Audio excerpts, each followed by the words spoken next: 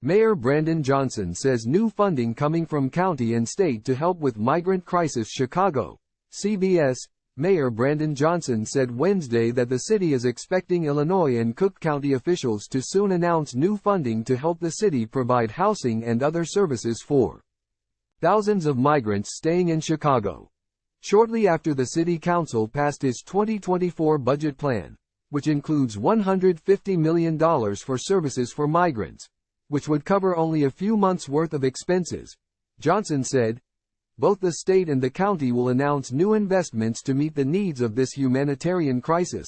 On Thursday, I am grateful that the county and the state have heard our advocacy, their commitment to fund this mission. My plan has always been very clear to create a system of care in a responsible way, Johnson said, although the mayor did not specify how much funding that would mean to help the city address its ongoing migrant crisis.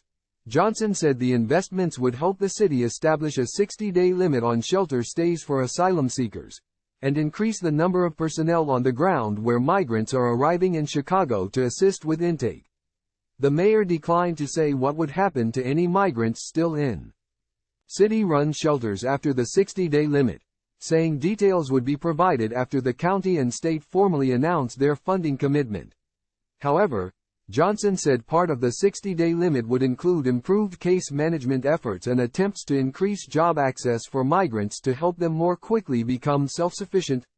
He said the state and county funding would help provide a more expedited process for migrants to find permanent housing and get them out of shelters and police stations.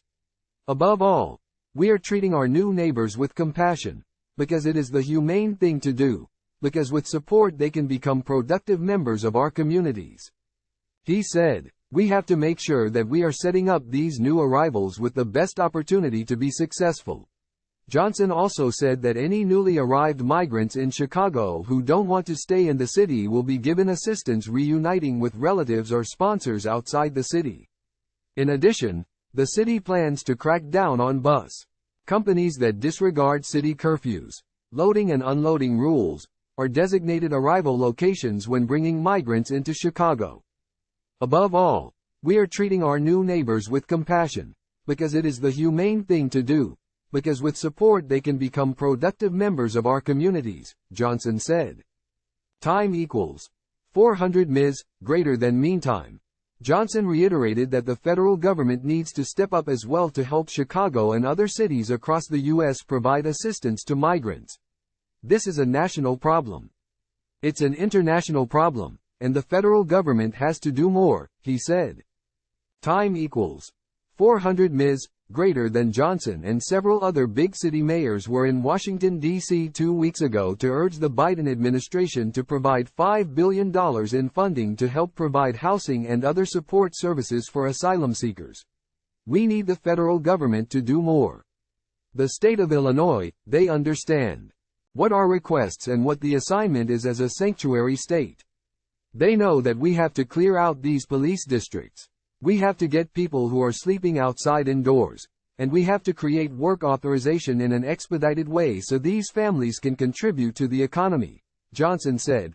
As of Wednesday morning, more than 21,200 migrants have arrived in Chicago since August 2022. More than 12,000 of those were still living in city-run shelters, with more than 1,800 others staying inside or outside police stations while waiting for placement in shelters, and nearly 600 others staying at O'Hare International Airport while waiting for shelters. Johnson said he is still committed to getting migrants out of police stations before winter, but has yet to announce when either of two planned tent camps for migrants will open in Brighton Park and Morgan Park.